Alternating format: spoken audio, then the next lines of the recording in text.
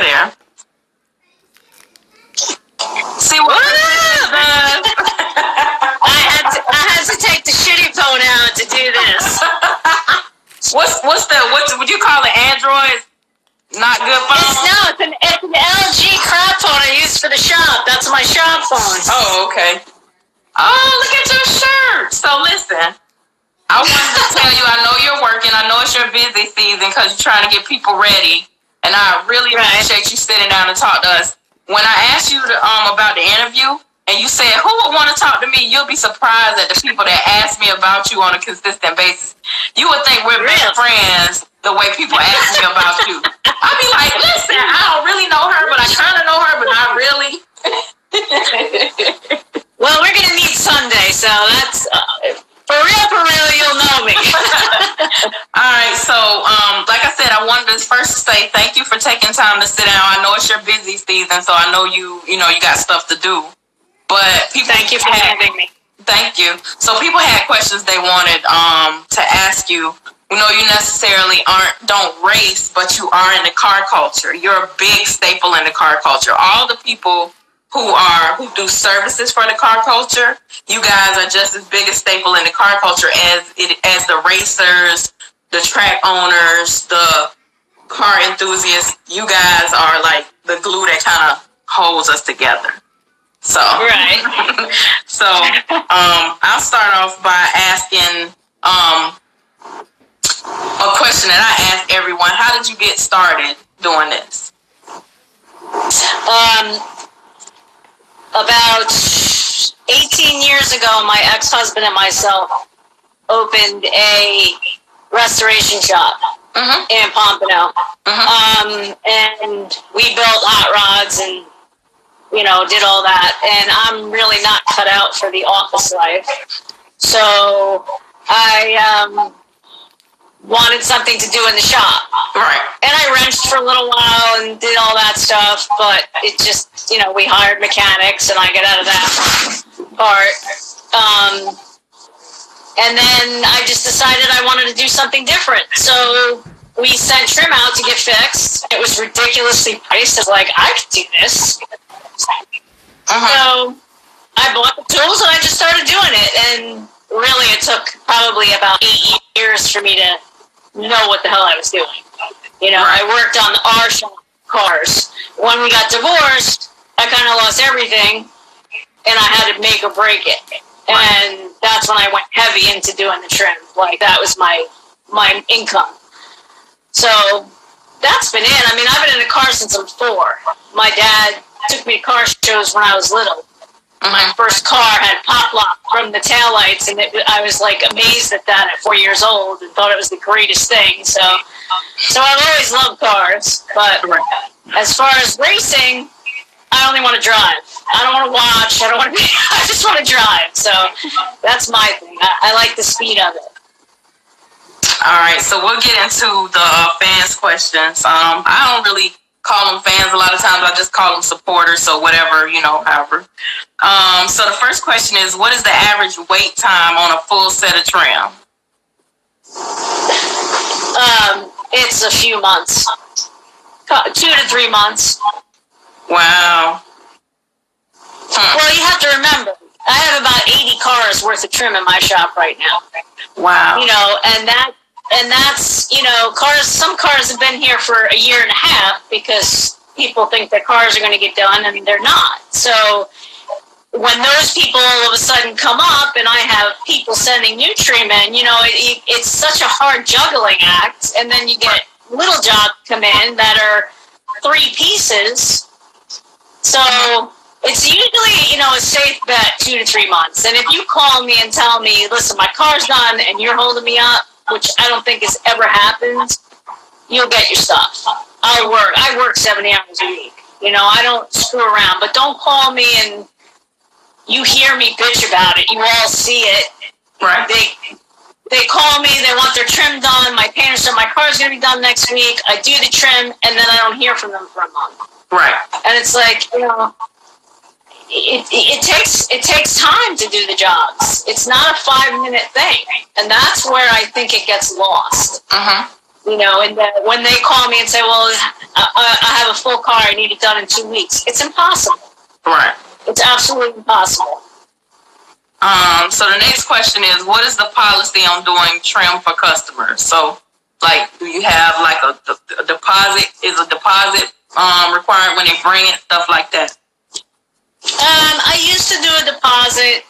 It's really up to the customer. It doesn't make a difference. If you don't come pick your stuff up, your trim's worth more to me than it is your balance. So if I was to sell it, it's worth triple what you owe me. You know what I mean? So I really don't require any deposits anymore. I used to. It just gets too confusing. But a lot of people like to leave them because they don't want to be hit with that big bill at the end. Right. So, they want to hit 200 here on Cash App or 300 or 500, and that's fine. So as long as it's... I'm sorry, you go ahead. As long as I can keep track of it, and anybody that dealt with me knows any money transaction is always done through text. So I have a visual record and they have it, and I can always go back. So when you call me for a quote, I will never give you a quote over the phone. It's always through text, just so it's there. Right. So say I brought my trim and now it's ready. How long do you hold it before you get rid of it? What do you mean? If you brought it to me today? Well, if you say for instance, I brought you my trim and you're finished, and now I haven't came and got my trim. How long are you gonna hold it? I've held it as long as 3 months. Okay. To the point that I said I was selling it at 5 o'clock on Friday, and I got a payment at 4:59 on Friday. So. They knew you were serious at that point, right? These boys will push you to the edge, let me tell you what. And then there's some of them that call me, can I pay you? Can I pay you today? Can I pay you? So it's every spectrum. And I get it, because people are so excited about their cars getting done, and I get the excitement of it. I mean, I know they all want to see their video, they all want to see the shiny stuff come up. I get that part of it, and I appreciate that part of it. That's part of building cars that I love, is handing somebody over their car that's completely done and they're in love with it. But they have to understand the process, and that's the shitty part, because you have the painters that are telling you 2 months, and it's really 8 months or a year. Right. Or, and that's the reality of it. And they come to me, well, I just brought my car in and they said it's going to be done in 2 months. And I laugh at them because it's not realistic. Right. There's no turnkey for that. You know what I mean? Right. So they can really push your buttons with the time and the money and that. So I bet. So, next question is, has the dunk game changed your life as far as business-wise? Dramatically.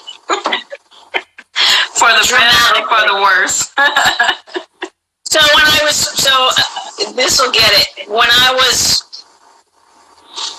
lost everything, Eric at Advanced Audio Concepts really pushed very hard for me, and he got me a ton of dunk business. And he always did, but it was sporadic. And then Nava, I did Nava's car. And when Nava put a post up that I did his car, it was over. It was just one post of his rocker panels, and that was it. It went, I think my phone dinged about 450 times that night. Till 8 the next morning, and it was insane. So I owe those guys everything. Because they were the introduction, and then as I got, more known, DJ, Doc Ride or Die, Don Game Certified, all those guys have completely supported me and put my stuff up and pushed for me, and it's been amazing the support that I've gotten from everybody. I try and repay that as best I can to them. because I do appreciate it. So you answered the next question. Do you remember the first trim you did for a dunk? So you kind of. It was the shittiest job ever. I hated doing aluminum. It was a guy, Chuck, and I actually redid his whole car once I got good at it. He came back to me and said, "This doesn't look like anything that you do now." And I said, "Okay, bring it back to me and I'll redo it for you for free." And I did, because I felt really bad that it just wasn't up to par, and he's seeing all this stuff come up. So, say, how many trims do you think you have restored over the course of your career? How many cars? Yeah, how much trim, or how many cars? Okay, so I shipped out, so you guys know I did delivery down to Miami. I shipped out last year 780 jobs. Wow. That's a lot. Yeah. Yeah, so that's shipping. That's not even. He said you're that's not even. He said you're the truth, hands down. Why this question says, why don't you do trim? I mean chrome. I'm sorry, chrome. Because I don't have the tanks for it. Oh, okay. Unless you're grandfathered in Florida with tanks for with baths to do chrome. I could retire if I could do chrome, because there's money in that. But what is the hardest trim to repair? Probably wheel well openings, fender trim, because it's so thin. When you're doing these parts and you look at them, they're like a razor blade. So I only have so much room to take out, to bang out, to do any proper repair without putting a hole in it. And once you put heat to them, when you try and weld them, and they're that thin, they explode. They just break right now. So there's such a fine line there that you have to be careful. How many states do you think you have done dunk trim for?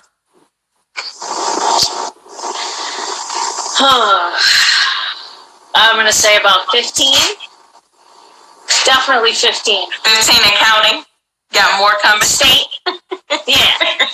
That I can remember. Florida's my biggest. And I wonder why that is. I'm trying to see if I touched on all their questions.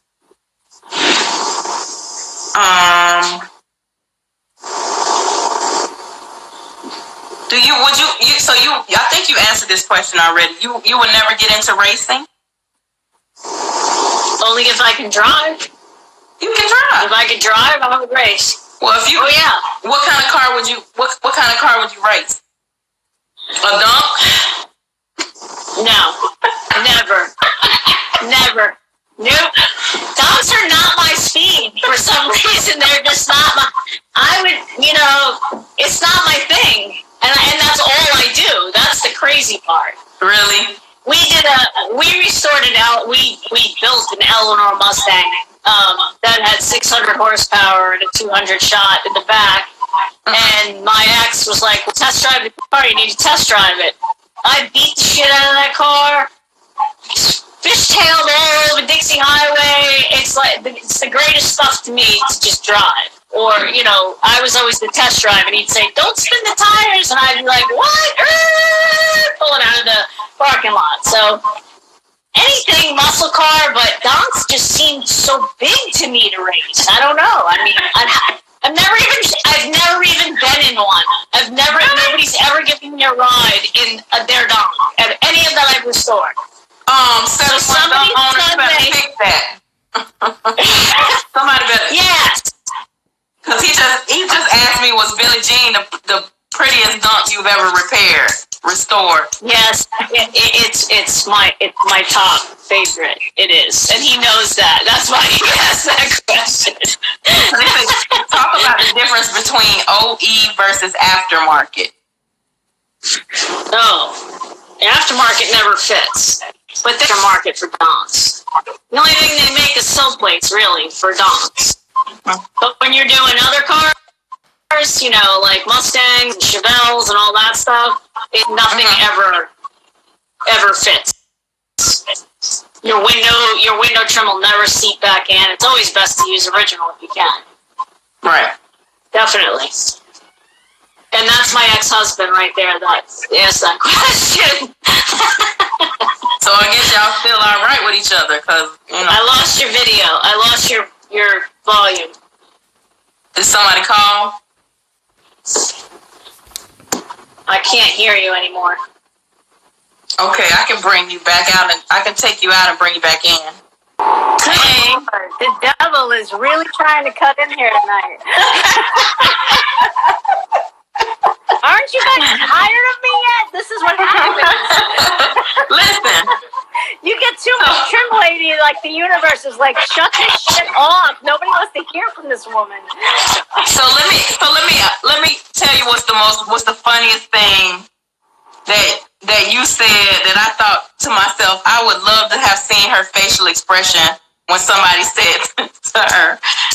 You said somebody was talking to you about their trim or got their trim or something, and they said, "You're white?" Oh, God, that was a phone call. That was the funniest day of my life. He called me up, and he was serious as anything, and he says, "I was told you do donk trim." I said, "Yeah." He goes, "How do you know anything about donks?" And I was like, "What the fuck does that have to do with anything? Are you serious?"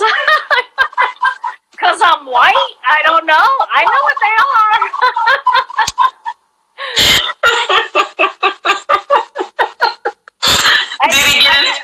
Needless to say, I didn't get the job. Yeah, I think, that was, yeah. You know, that's a really, the racial barrier in donk is really difficult, because I know it's not respected by the rest of the car community, which is pretty difficult for me, because that's like going to a car show and somebody has their car built and they spent $100,000, and then there's somebody that built their car in their garage, and the guy with the $100,000 car is supposed to gain more respect than the guy that built it. And that really sits raw with me. And I used to judge a lot of car shows, and that was a big no-no for me. When I walked up to you and asked you what you had under the hood, and you told me, "I don't know," why do you even have a car? So the guys in the donk community they know their cars. They know what they're doing. They know. I mean, there's guys that really don't know, and they're just getting into it. But it's so out there, and it's a great culture. And it's nice to see, and you don't see that with vet guys, you know, who are like in their high socks and white sneakers and long shorts, and you see that in that community. But the donk community is pretty tight, and as much as they bitch at each other with the racing and fight, and they sound like teenagers, which I find hysterical, it's entertaining, but it's the love of the cars that they're building and wanting to show. And that's awesome to me, no matter what kind of car you have. Right. So it really needs to be brought out more and respected a little bit more, in my opinion, because so much money does go into these cars, you know, and so much effort and so much art goes into them. And everything is a decision, whether it be from the stereo or the seats, or the colors. There's a lot that goes into it that isn't known, and that's sad. Right. What do you think is the most, this is a question a fan had, what do you think, do you know the number of the most expensive donk you've had a hand in polishing? I really can't say. Okay.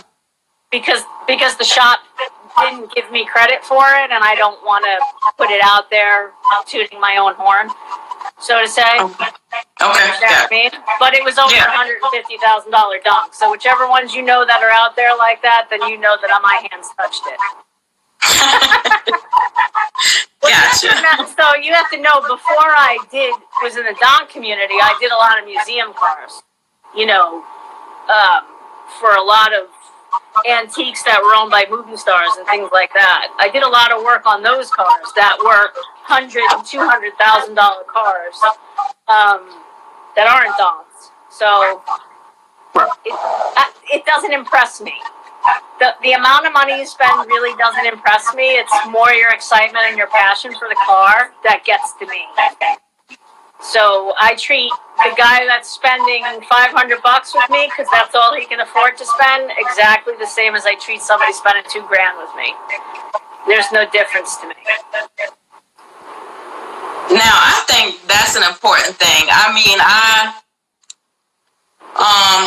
dealing with cars all over. Something happened now. Something happened with you were really, really clear, and now something happened. Clear. But I think that's a very important thing. I tell people this all the time in the car community.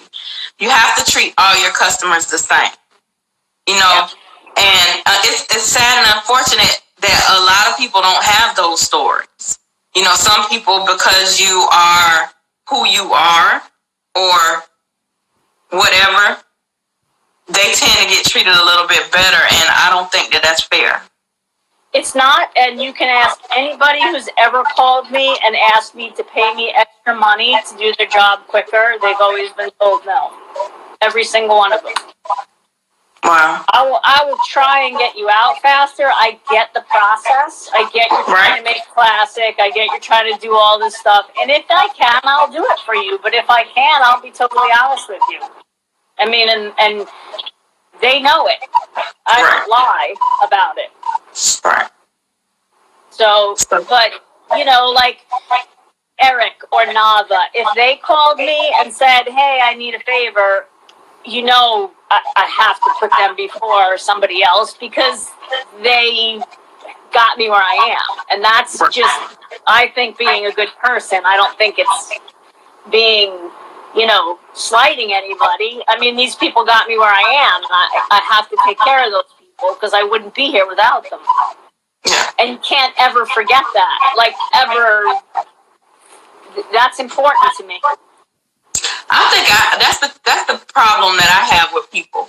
They forget, so to speak, where they came from. You understand what I'm saying? Like, I'll never forget. Before I started Rydes and Vybes, there were always the same people liking my post or on my live when I went live. So these same 30 people that now that I may have over 600 or 700 or 1,000 people on my live, I still take the time to respond to their questions and things like that. I just think people somewhere along the way in this life, we lost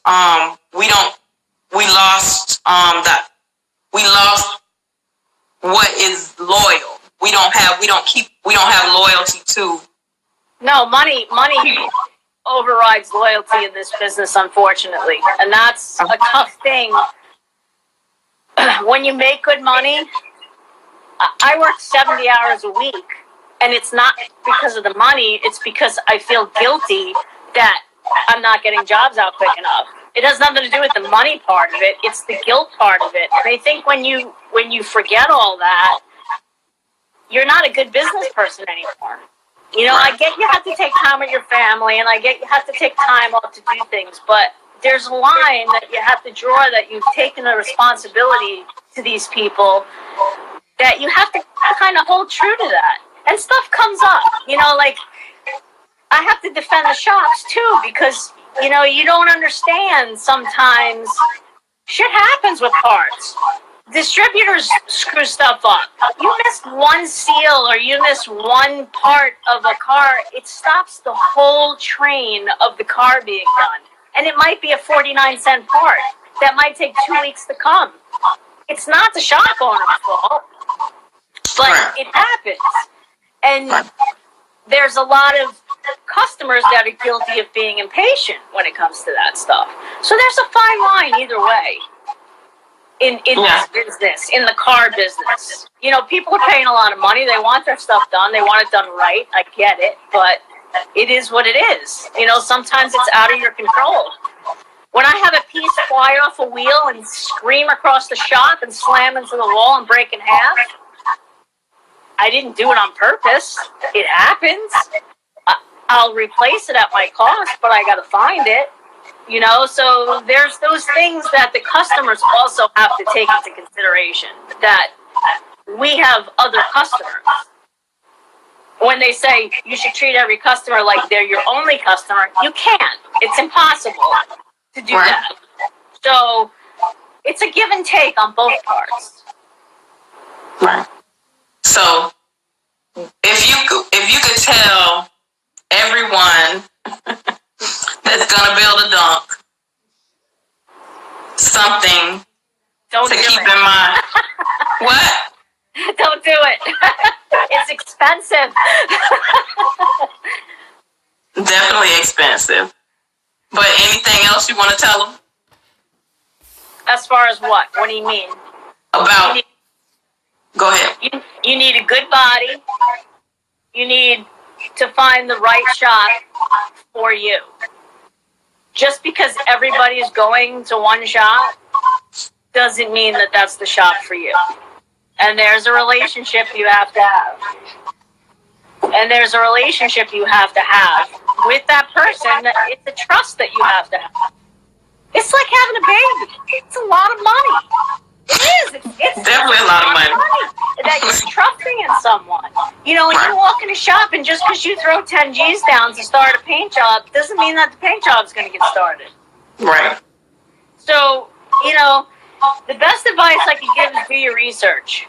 Go on all the feeds, go on all the lines, watch what people are doing. Don't necessarily copy what they're doing. Do it to your liking. Because, you know, everybody goes rose gold or everybody is gold. And then, then everybody has it. And then we're into something new. It changes. So go with what you like, not what everybody else is doing. You know, but building it, you need good parts. You need a solid car. You need good trim. You need, and you need somebody that knows what the hell they're doing.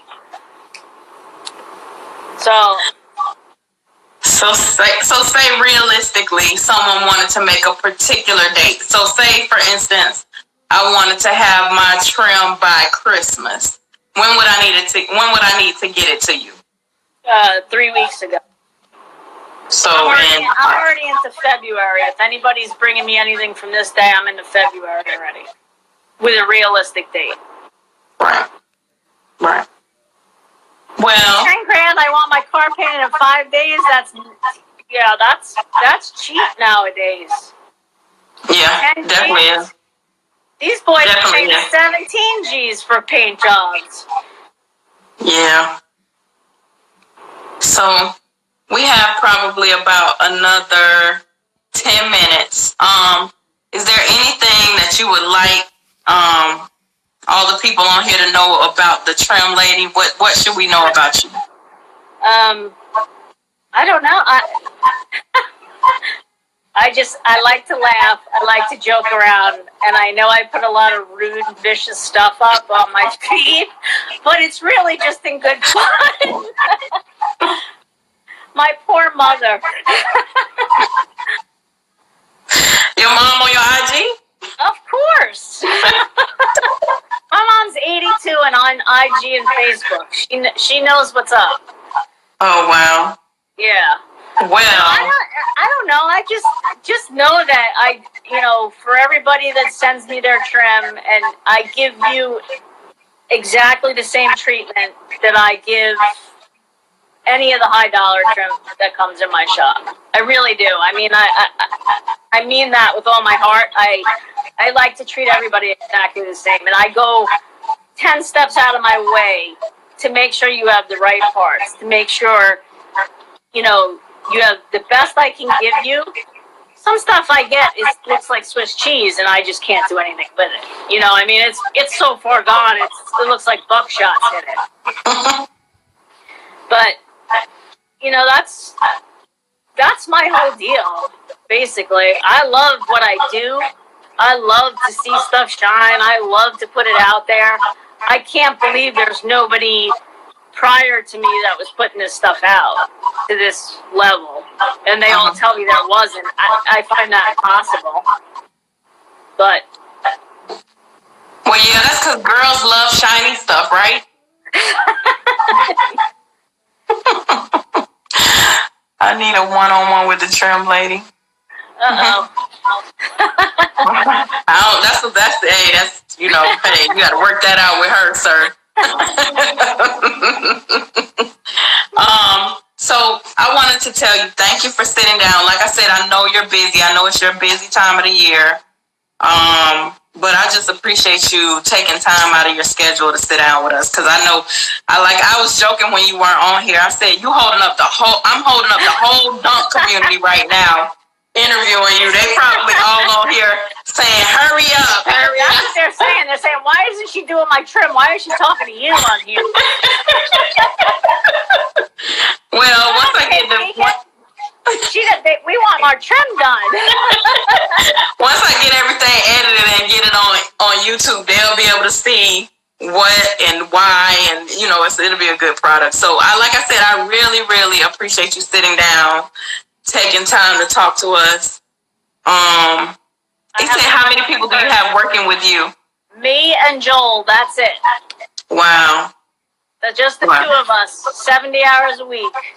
Wow. That's a lot. Yeah. He said, happy Thanksgiving and have a blessed one. Same to you. Thank you. We appreciate it. So I'm going to let you get back to work for these guys in the dunk game. Right, these folks in the dunk game. Can I just say one thing? Go ahead. If I've done your car, because I will be at Classic on Sunday, come up to me, because I don't know whose cars I do. You know, I just get stuff shipped to me and mailed to me and dropped off, and I don't know whose I've touched and whose I haven't. So introduce yourself to me and tell me so I know. All right, so we'll see you Sunday. Yes. And I appreciate you taking the time to sit down and talk to us.